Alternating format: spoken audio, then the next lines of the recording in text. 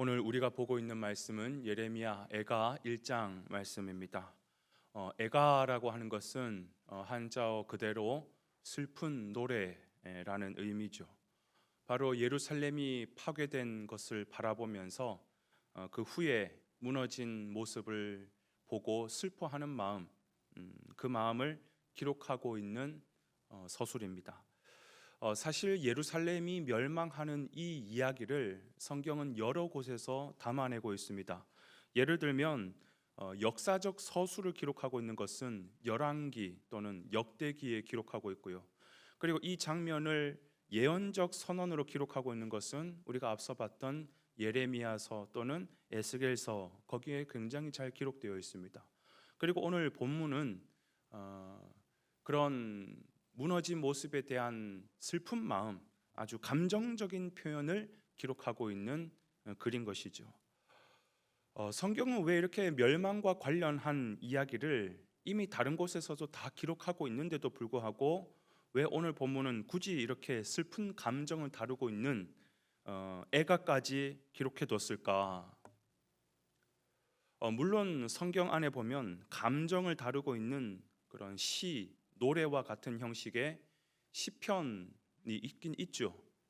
그런데 이렇게 슬픈 감정만 모아가지고 따로 이렇게 기록하고 있는 글은 애가밖에 없습니다. 왜 이 슬픈 마음을 따로 기록해 뒀을까? 아주 중요한 의미가 있습니다. 여러분, 전도서 7장 14절에 보면 이런 말씀이 있어요. 형통한 날에는 기뻐하고 공고한 날에는 되돌아보라. 형통한 날에는 기뻐하고 공고한 날에는 되돌아보라. 지금 공고한 그 슬픈 마음을 기록한 이유가 뭐냐? 내 인생을 한번 돌아봐야 된다라는 거예요. 이스라엘 백성들은 그냥 앞만 보고 달려나갈 것이 아니라 왜 우리가 무너졌는지, 왜 지금 넘어졌는지, 실패했다면 왜 실패했는지 돌아보면서 다시 수정할 것이면 수정하고 그렇게 나가야 된다라는 것이죠. 여러분, 우리 인생은 번성할 때보다 고통과 시련이 있을 때 인생을 돌아보게 됩니다. 하나님은요, 형통한 날에는 기뻐하고 공고한 날에는 되돌아보아, 이 두 가지를 병행하게 하사 우리 인생을 인도하신다고 말씀하셨어요. 그러니까 우리에게는 가속 페달을 밟으실 때도 있고 때로는 브레이크를 밟으실 때도 있고, 그러면서 우리의 인생을 조절해야 된다는 거예요. 조절하지 않고 달리기만 하면 결국은 사고가 나는 것입니다. 그렇습니다. 예레미야 애가를 기록하신 하나님의 목적이 뭐냐 하면, 과거의 실패를 돌아보면서 하나님의 심판하신 그 근본 목적이 무엇인지를 너희들은 깨달아야 된다. 내가 너희들을 치는 이유가 뭔지 너희들은 그것을 돌아봐야 된다. 그래서 본서는 이스라엘 백성들이 이미 멸망한 후지만 그러나 복귀를 하는 거예요. 진짜 소망을 꿈꾼다면 어디서부터 뭐가 잘못됐지를 다시 돌아보는 것입니다. 그래서 오늘 말씀에는 이스라엘이 멸망한 이유가 뭔가, 하나님께서 치신 이유가 뭔가, 뭐라고 얘기하고 있습니까? 오늘 본문 5절, 8절 제가 한번 읽어보겠습니다. 그들의 대적들이 머리가 되고 그의 원수들이 형통함은 그의 죄가 많음으로 여호와께서 그를 곤고하게 하셨습니다. 어린 자녀들이 대적에게 사로잡혔도다. 8절, 예루살렘이 크게 범죄함으로 조속거리가 되었으니 전에 그에게 영광을 돌리던 모든 사람이 그의 벗었음을 보고 업신여김이며 그는 탄식하며 물러가는도다. 무엇 때문에 지금 이스라엘을 하나님께서 심판하고 계신다라는 거예요? 바로 그의 죄가 크므로, 예루살렘이 크게 범죄하였으므로 그렇게 표현하고 있습니다. 여러분, 우리는 우리의 인생에서 실패와 절망을 경험할 때 이 죄가 있어서 그렇죠. 원죄 때문에 그렇겠죠. 본능적으로 우리는 뭘 하냐? 자기 방어 기제를 내세웁니다. 그래서 자기의 실수, 자기에게서 원인을 찾기보다는 항상 남 탓을 하죠. 상황 탓을 하죠. 남 탓도 해보고 상황 탓도 해보고, 그것도 안 되면 재수가 없어서 그랬나 보다, 재수 탓을 하죠. 그런데 그러지 말고 이 슬프고 상한 감정을 가지고 우선 멈추고 돌아보라라는 거예요. 찬찬히 돌아보면서 재수도 아니고 남 탓도 하지 말고 상황 탓도 하지 말고 내가 뭘 실수했는지 가만히 돌아보니까 성경은 그 원인을 뭐라고 얘기하냐면 오늘 본문 1절에서는요, 그의 죄가 많음으로 예루살렘이 크게 범죄하였으므로 라고 그 원인을 아주 정확하게 얘기하고 있습니다. 어디에도 이스라엘 백성들이 군사력이 약해서 부유하지 못해서 실력이 없어서 바벨론에게 이렇게 포로로 끌려간다, 단 한 번도 그렇게 얘기하지 않고 두 번이나 연거푸 얘기하면서 너희들이 죄가 많음으로 이렇게 끌려가는 것이야, 그렇게 말하고 있는 것입니다. 그렇습니다. 하나님의 역사는요, 우연이라는 것도 없고요, 또 재수라는 것도 없고요, 모든 것이 철저하게 하나님의 섭리 속에서 이루어지고 있습니다.